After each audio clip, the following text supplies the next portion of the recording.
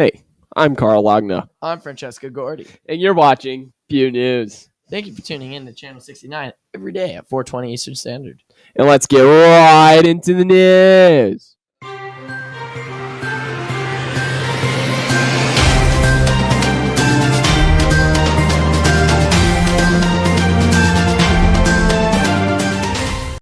Good evening, ladies and gentlemen. This week in the news, we have gerrymandering, Democrats winning Arizona, and the reviving of Route 66. This and more coming up now. On December 3rd, 2018, New Jersey attempted to pass new legislation. New Jersey currently has 40 districts that elect the representatives to the state senate. Each decade after the census, the task of drawing the new lines for the districts falls to the 10-person committee. This setup theoretically insulates restricting from partisan politics, though it hasn't been in practice yet. All in all, the Democrats want to enforce a more fair approach to gerrymandering, but still want the districts to lean in their favor. Extremely biased? I think so. If you don't remember, gerrymandering happens every 10 years with the U.S. Census. The state's legislation that is in charge at the time, whether it is Democratic or Republican, can swing that district in their favor. Hey, Carl, guess what? What? Democrats are winning Arizona. Really? When December 17th hits, Democrats will have an advantage in two states that are critical to the party's chances of taking control of the U.S. Senate. According to the new CNN polls conducted by the SSRS, the survey shows Democratic Representative Kyrsten Sinema and former Governor Bill Bredesen leading the Republican opponents for open seats in the Arizona and Tennessee, where sitting Republican senators are retiring. Wow. In Arizona, Sinema currently tops Republican Representative Martha McSally by 7 points, 50% to 43%, among the likely voters. While in Tennessee, Bredesen holds a 5-point edge over Representative Marsha Blackburn, 50% to 45%, among the likely voters there. Roughly 1 in 6 voters in each state say there's a chance they'll change their mind before Election Day. To talk about this, we brought in two experts on the subject to give their opinions on the upcoming election. Hello, America. I'm Brad Chad, and I think Martha McSally is definitely going to win the race. With her strong support for border security, growing the job economy, and repeating the Affordable Care Act, she is the candidate that Arizona needs. Good morning, Arizona. My name is Rochelle Carnegie, and I'm in favor of the Democrat candidate Kyrsten Sinema. Between her support on civil rights, crime reduction, and social security, she is fighting for the strength of our nation. Now, what are your guys' thoughts on what makes a strong state senator?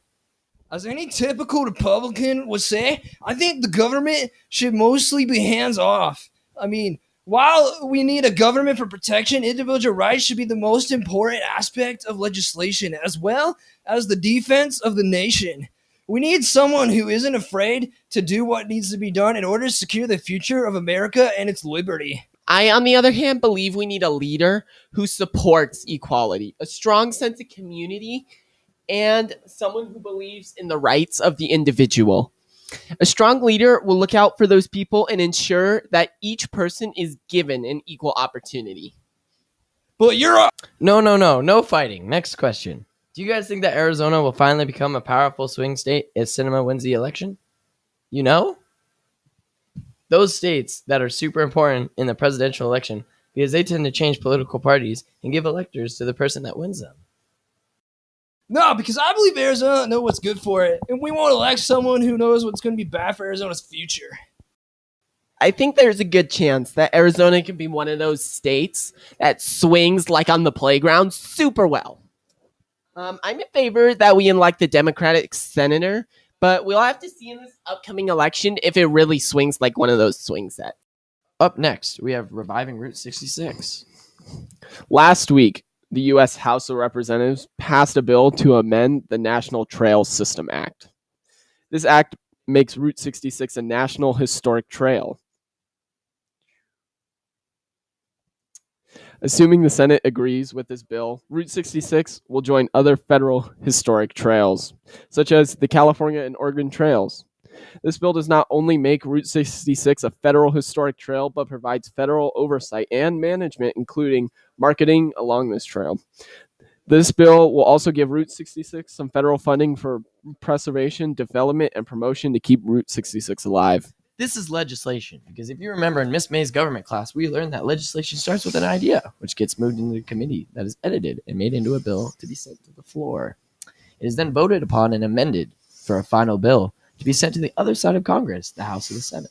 The bill will then be sent to a committee and changed or may not even be discussed. The idea of it not being discussed is called pigeonholed, meaning that they are not going to end up discussing it. If/when the bill is voted upon, it is sent to a conference committee to be edited and voted upon. If voted yes by 2/3 of Congress, it is sent to the president for a signature or a veto. If vetoed, Congress can overrule with 2/3. Oh my God, do you guys hear that? What's that? Oh man, let's hand it over to Barry Morvan for this special Trump newscast. Hi, I'm Barry Morvan, and the president has once again made the news on November 1st for fighting Speaker of the House Paul Ryan over the power of the president's executive order.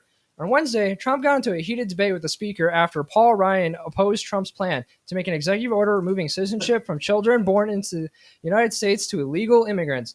Trump is proclaiming that he has the power to revoke citizenship from these citizens with the use of an executive order. When Paul Ryan called him out, Trump took his complaints to Twitter, where he posted that Paul Ryan should be focusing on holding the majority rather than giving his opinion on the birthright citizenship. As people have learned in their high school government classes, the president's executive orders are subject to judicial review. The point of judicial review is to declare things constitutional or not. And since the Constitution says the people who are born on the United States soil are citizens, so Trump is going to have a rough time arguing for this order.